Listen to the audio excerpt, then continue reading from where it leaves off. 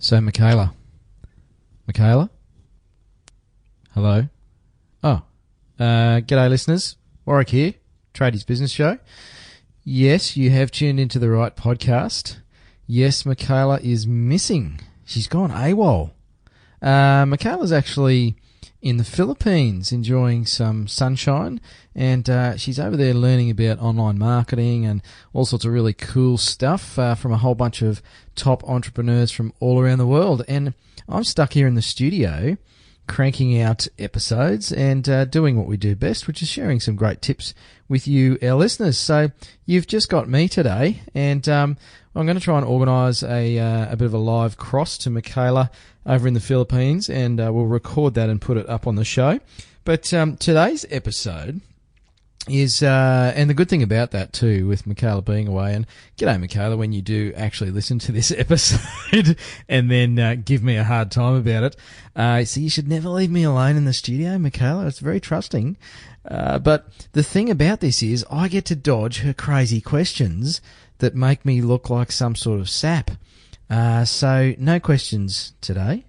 And I'm just going to enjoy having the microphone all to myself. But I will introduce today's episode, listeners. We talked with a guy called Jason Malouin. And if anybody's been to our website lately, and if you haven't, go and check out tradiesbusinessshow.com, or if you want to have a look at our membership site, which of course you do, because that's where you're going to get exclusive content and bonus interviews, video training, templates, all sorts of stuff will load up there. You'll get access to our private Facebook group where you can chat to other tradies as well as Michaela and myself.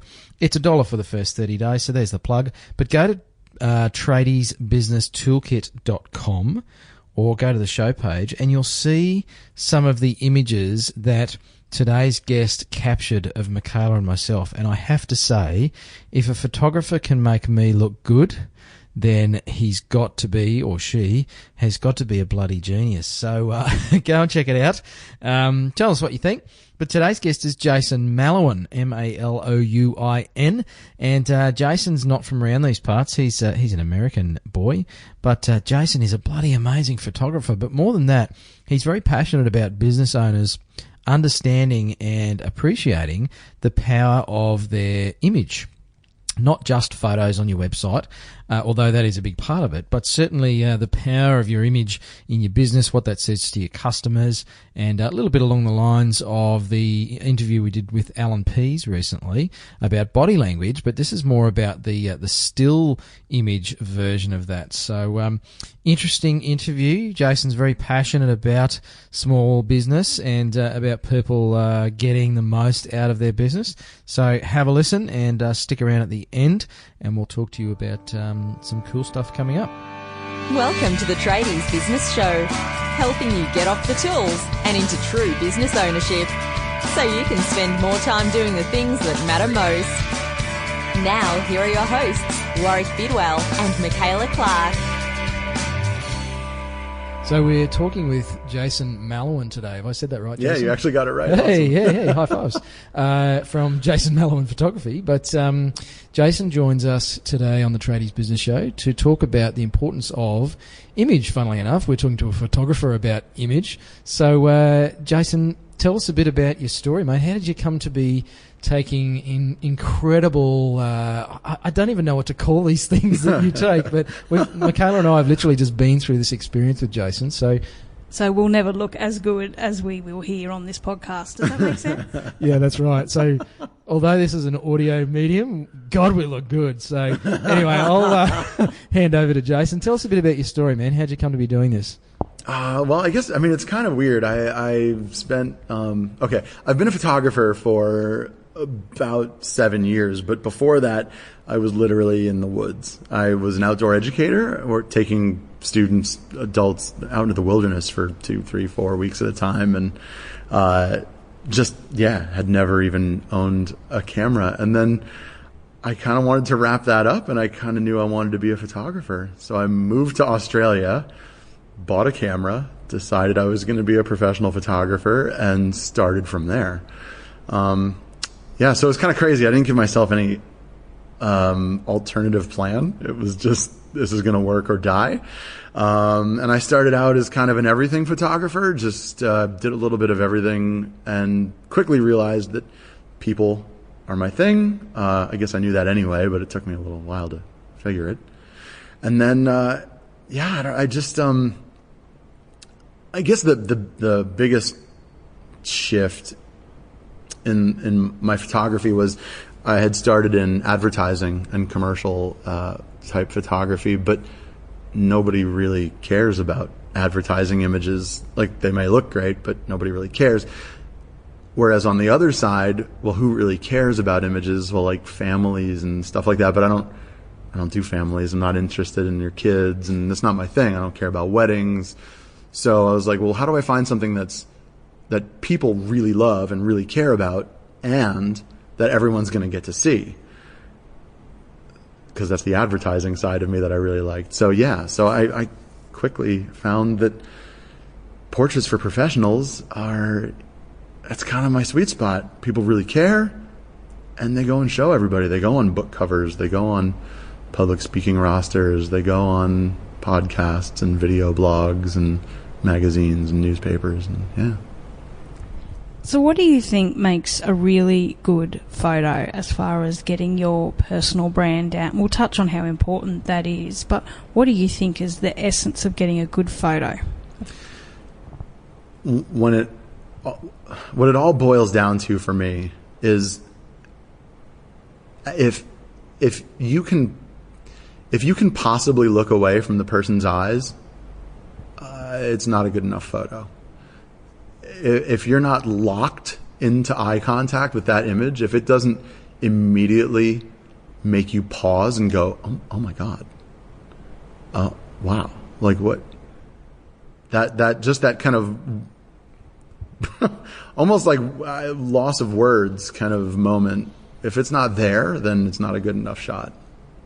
And I think our listeners probably get that when you look at images perhaps of, or when they look at images of maybe what we would consider to be high-powered people, executives, political leaders, whatever. But for a plumber or a chippy or, a mechanic, why is that so important? Is it important for them with their headshots if they have them on their website or their vehicle or whatever it might be? Yeah, well, I mean, that's to be able to get a sense of who you are and what your company stands for and what you personally stand for and what you value and as businesses, we make a lot of promises, but it's the people that back up those promises. And it's great if you have a relationship with somebody already. If you've been working together for years, that's awesome. Like, everybody knows exactly what's what, but we're always looking for new clients, and we're always looking to connect with new audiences and new customer bases. And, if you don't have, at the very least, a basic image that shows you, who you are and why you matter, you're losing out on that chance to connect. Before you ever pick up the phone, before they ever pick up the phone, before anything. Everybody goes and gets stalked on the internet now. They look at Facebook, they look at your website, and if you look like you matter, then that's the person I'm going to connect with. And it's an industry where we go into people's homes. Tradies go into people's homes. Right. So that trust and building that authentic connection and relationship, basically for this industry, has to happen really quick. Because we are inviting you into our homes. That's wild. I'd never even thought about that. Yeah. So it's even more important for this industry to have a really good, trustworthy photo and build that relationship visually. Yeah. So when you do decide to ring them because you go, oh, they look professional and they've got a great image, you're already halfway there to getting that sale. Yeah, and it's not even about, like, trustworthy. It's funny. Trustworthy is a side effect of, I'm going to say it's a side effect of authenticity. Like, if in an image, I don't need you to look trustworthy. I need you to look real and honest and just genuine. You know, if you're that guy that's just full of jokes and always, you know, like making people laugh, then, you know, I want to see just real, and trustworthy comes because you showed me real. Now you have my trust. And that's a big part of, you know, it's not the visual result, it's the side effect of that. It's almost like an emotional response to that image, isn't it? Where there's neuro-linguistic programming, which is used by a lot of sales trainers, and that's all about creating rapport so that when we meet somebody, they feel commonality and comfort with us, and then trust comes from that. And it's like you're able to create that in one single frame of somebody's facial expression. I get all geeked out on some of this stuff, but like, you know, there's these micro expressions that we have that flash across our faces that transmit so much of the meaning of what we're communicating. And all of that subtlety, all of that nuance is I mean, it's kind of lost in a photo. It's moving. It's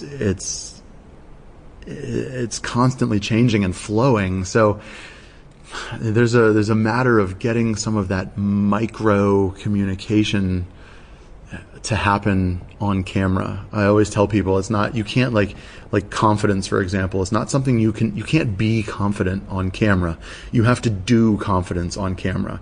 It's something that you kind of have to wrangle into the image, and it is a process, and it feels a bit fake, but it looks real. And like you were saying with the NLP, or, you know, even just simple body language, you know, just leaning forward a bit more in your image, it means so much more. It's like you're leaning over across the table at someone, like you're engaging in a conversation with them, like you're interested in what they have to say and what their problem is, because, you know, as businesses, that's what we're doing. We're solving people's problems. So unfortunately, anyone outside of Brisbane right now can't take the benefits of your beautiful photography, and we've just had our headshots done, and I've never had such a great image coach, which I think is something that you do and really bring the best out in people. So unfortunately, you're not everywhere. So if our listeners are looking at getting photos done, what should they be considering about engaging with a photographer and getting the right type of images? Well, that's a tricky one. I mean, there's a whole bunch of... Man, this is a tricky one. Really, honestly, because... It's like, there's the photographer side of it. Like, how do you pick a great photographer? And honestly, I guess... Can you hear that? No? Well, we can edit. Okay. This is my phone vibrating. That's okay. It's hard because if you go to a photographer's website and you have to scroll through the wedding shots and the artistic nudes and the industrial machinery and the product photography and then there's headshots also, that's a pretty good indication that they're not going to deliver an exceptional product. I mean, honestly, it never occurred to me before, but I guess like any tradie wants to be great at the thing that they do. I mean, if you're a plumber, you're not doing carpentry because that's not what you do. You do what you know. You do what you're great at. Or vice versa. So generalist photographers are a good indication that they're not going to be able to deliver anything great. Basically, you want to find a headshot photographer, and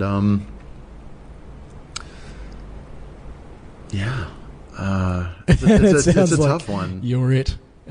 So you might have to start looking at expansion around the country, cloning yourself, Jason. It's tricky. But it's a good point that if you want the best plumber, you wouldn't go to the website where he's doing everything.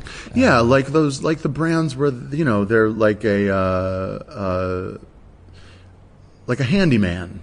Okay, a handyman would do a little bit of everything, I suppose, but if you need some serious work done, you don't call the handyman. You call a specialist. So you wouldn't be a fan of having your 14-year-old daughter get out your smartphone and take a photo of you standing next to a ute, then, I would imagine. Why should people invest in good quality imagery? So the photo with your 14-year-old taking the photo with the smartphone is part of the story. And it is valuable in its own way. Like, I have the terrible photos of me that, I flip my phone around and do a selfie when I'm somewhere interesting or different, or if I'm standing in front of a project I particularly like, or, that's part of the story, and that's all valuable and great. That's not what I put up front. That's not the image I use to meet people, as it were, like digitally, electronically meet people. I want, it's a bit of I guess it's a little trite, but my best foot forward. I want my best image forward. And if it conveys a genuine sense of me, then that's cool. And if somehow somebody's 14-year-old kid with an iPhone caught that, then that's okay too. Generally, it doesn't happen that way. And generally, people also want to know that they're talking to a real professional, and they want to see that you've taken the time and effort to look like a professional as well. Because I have to say, in the work that I do, it does frustrate me that when I go to the About Us page on somebody's website, so this is from my perspective as a consumer, that there's no picture of them, particularly if it's a service business. Yeah, right. And I go there and there's a bit of fluffy text about the company and the history and all that sort of stuff, but there's no picture of a real person. I want to see the guy or the girl who's behind this business, and I want to get that human connection with them. And it's the same when we interviewed Adam about LinkedIn, Adam Houlihan. It's like, people have a profile and there's no picture, and I won't actually accept a connection from them because it's like, I don't know, are you a real person or not? So it comes back to being able to convey that, whether it's a website or whatever, but through social media you mentioned before, it's really, really important. And like, show the team, take a photo of everybody. I know it's not it's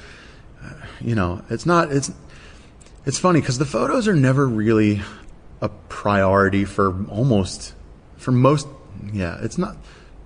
The photos really aren't a priority for most businesses, but they're a priority for the consumers. They're a priority for the customers.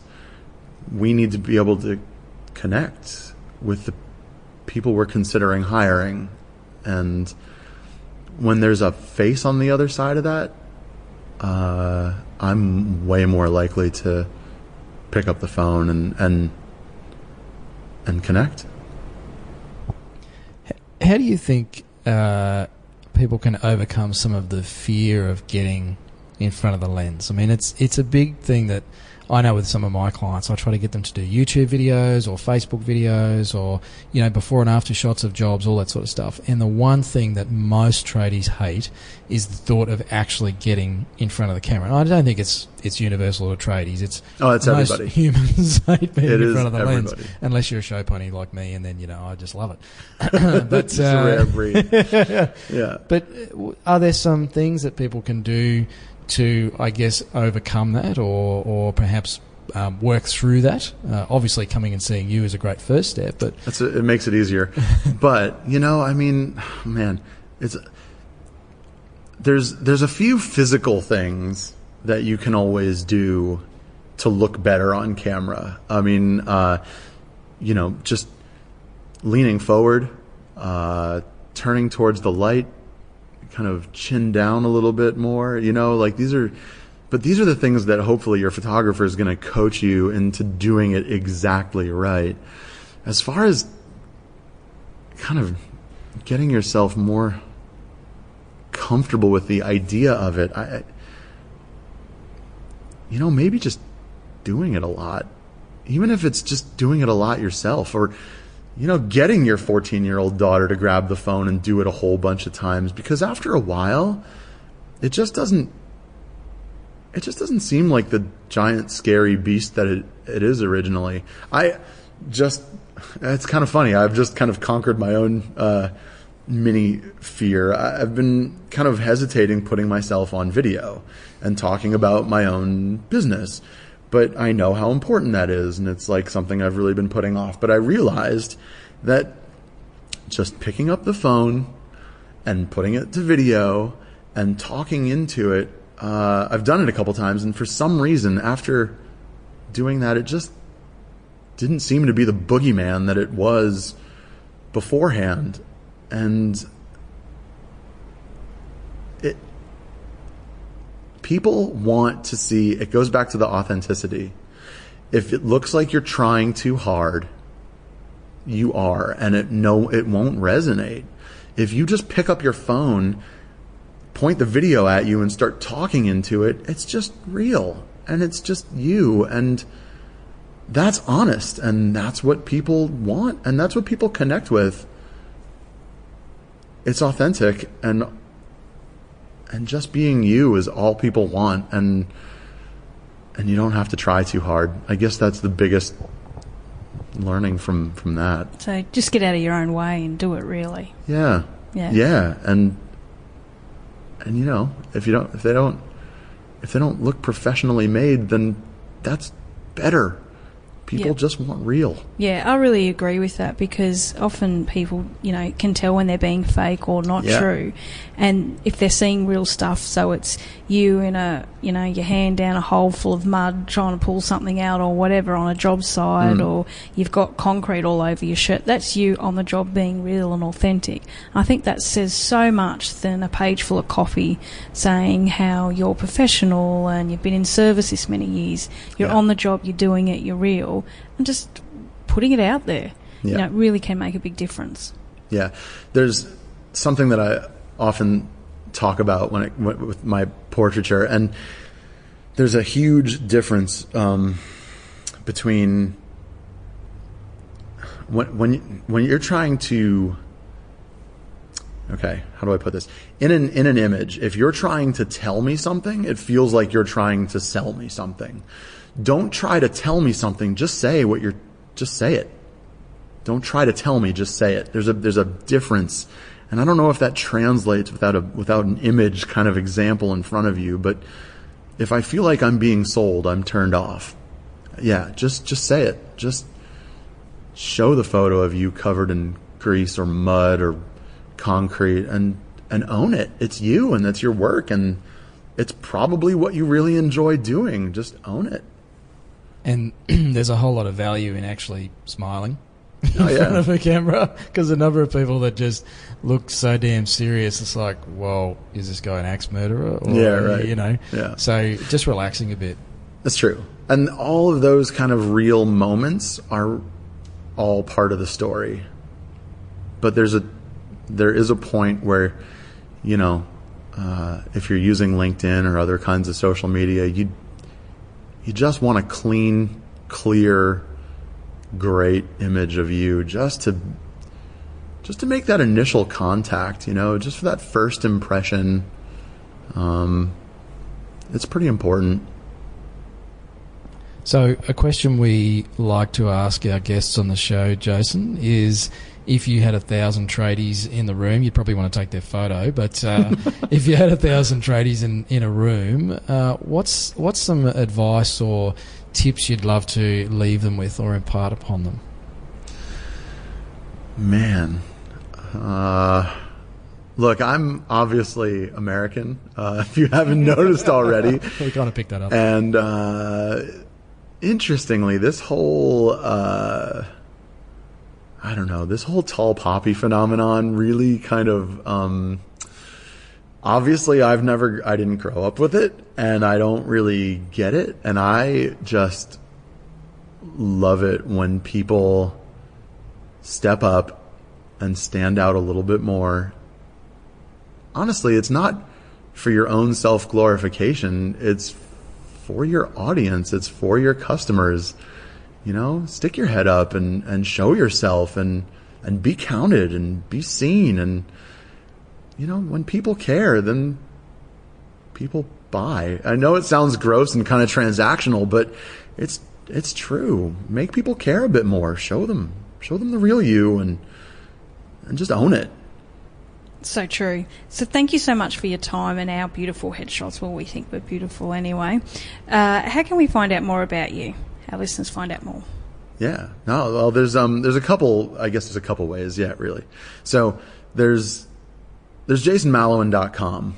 And that's me and my personal brand and the work that I do for, kind of higher level professionals, people that are, trading on their image, people that are building like epic personal brands, the people that are the face of their industry or the face of their business. And then I've also created Portrait Store, which is portraitstore.com.au. And that's kind of the product for everybody. It's kind of the place to start. It's an easy way to get a great image, and we can bang it out in 15 minutes and get you looking really awesome and started on your way to a great online presence and a great image. Cool. Well, thanks again, Jason. I've got one question that I really want to ask, and Michaela's just glaring at me because she's like, what the hell are you going to ask? I thought that was it. What's one of the most interesting or challenging or exciting shoots that you've done, or maybe the weirdest? Like, is there a memorable shoot that you've done that you're allowed to talk about, mate, that you haven't had to sign a confidentiality agreement about? God, so... There was one that is actually, it's probably the pinnacle of my cringeworthy moments as a photographer. It was back in the day when I was still kind of a generalist photographer, and I was hired by a very large corporation. I won't say who because they probably still hate me. Years ago. But anyway, I was hired by this really big company to go out to Gladstone, because there was a big liquid natural gas groundbreaking going on one of the islands. I guess I've already given away who and what this is. But anyway, the Prime Minister was there. It was Julia Gillard at the time, and Anna Bligh was on the ferry, and there was all these super VIPs from... Because there was all these different companies from around the world, from Asia and from France, and so there was this ferry packed full of like dignitaries and like super mega VIPs, and I was the photographer. And at one point, I don't think this ends well somehow. No, it's not. It's nothing catastrophic, but it was at the time. We were on the ferry on the way back from the island, from the big groundbreaking ceremony, and everybody was kind of hanging out. So I was moving around the boat a bit, taking more photos. Julia Gillard had gotten up from her seat in the front, in the middle, to go and sit with an Aboriginal guy, one of the elders that had been there for part of the ceremony. And she was sitting next to him chatting, so I went down front to take a couple photos of the two of them having a conversation. And I was kneeling in front of Anna Bligh. And she said, "Hey, what's your name?" And I was like, "Oh, hey, I'm Jason." And she's like, "Oh, wow, what's that accent? Where are you from?" I was like, "Oh, blah, blah, blah," and sat down next to her. So we're chatting away. You know, I had gotten a bunch of great photos. It wasn't like I was, missing anything. I had done my job. Anyway, I'm chatting with Anna Bligh, and the CEO of this company stands up to do the final, "I'd like to thank everybody," kind of before we disembark kind of moment. And I froze. I'm sitting under this guy's nose. He's giving his speech. I'm sitting there staring up at him with this dumb, blank look on my face. Julia Gillard is behind me somewhere. I absolutely froze. He's like glaring at me while he's giving his thank you for coming speech. It was definitely the most cringe. I eventually realized that I could slink away, and then I left in the middle, and then like there was this empty seat, and anyway, it was super mega awkward, and I really wished that the ground would swallow me up that day. Yeah. That's cool. So you ended up on the wrong side of everybody's attention, mate. You're supposed to be snapping photos, and here you are accepting the speech. Yeah, I stole Julia Gillard's Steve. That's your claim to fame, man. Disastrous awesome. claim to fame, but yeah, that was definitely the most cringeworthy. That's awesome. Well, thanks again for sharing that, mate, and thanks for coming on the show. And if you want to check out more about Jason's work, and really you should, whether it's through Portrait Store or with Jason himself, it's jasonmalouin.com, and that's Malouin. Awesome. Did I go, man? Did I get that right? Yeah. jasonmalouin.com. It really is worth a look. And it'll also be in the show notes as well. We'll link it up there for you. Cool. Great stuff. Thanks, man. Yeah, thank you. This has been great. Got a question you want answered on the show? Go to tradiesbusinessshow.com. So there you go, listeners. Great interview with Jason Malouin. Go check him out at jasonmalouin.com. He has some... The images on his website and his galleries just blow me away. The connection that those pictures create with the viewer, and certainly whether you use Jason or not, and we'd obviously highly suggest that you do, go check him out. Tell him you're from the Tradies Business Show, and I know he'll look after you. He has some pretty good packages. It's more affordable than you might think, but it is so powerful. And I have to say that since I've been putting those images up on things like my LinkedIn profile, Facebook, profile picture, using them on the website and all sorts of things, the number of people who have actually started connecting with me, and I know it's the same for Michaela, since putting those photos up, they just have this amazing power to create connection. And really, that's what images are all about. They're about conveying the story, and that's a big part of what Jason does when he actually takes those photos. Really cool experience to go and jump in the studio with him and get those shots done. But check him out, jasonmalouin.com. Tell him that the show sent you, the only show really in Australia worth listening to. That's not entirely true. There's a whole bunch of podcasts worth listening to.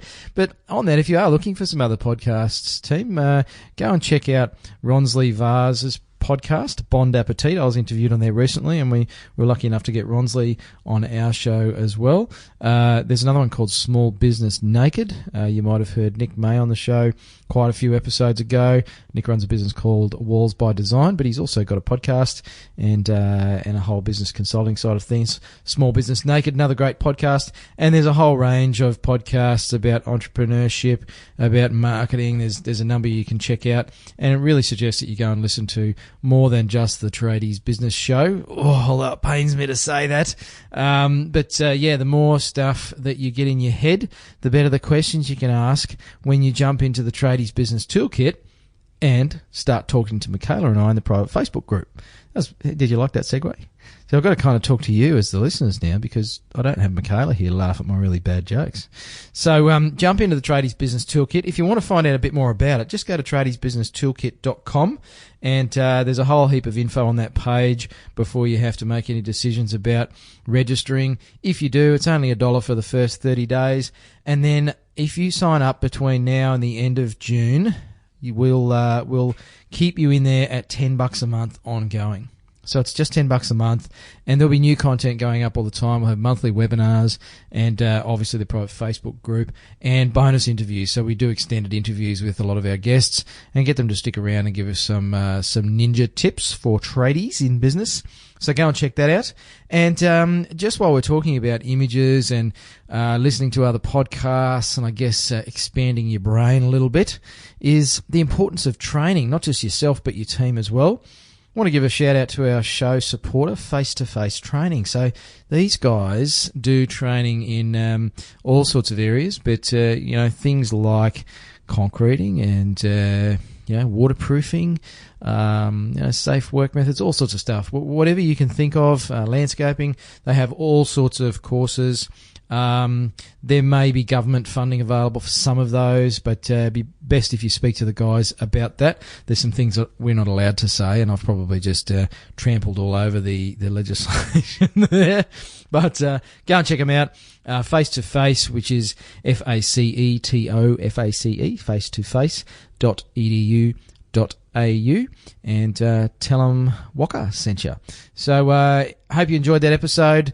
Hope you've enjoyed listening to just me. I have to say, it it feels pretty good being in the studio here by myself, Michaela. So you might be out of a job, mate.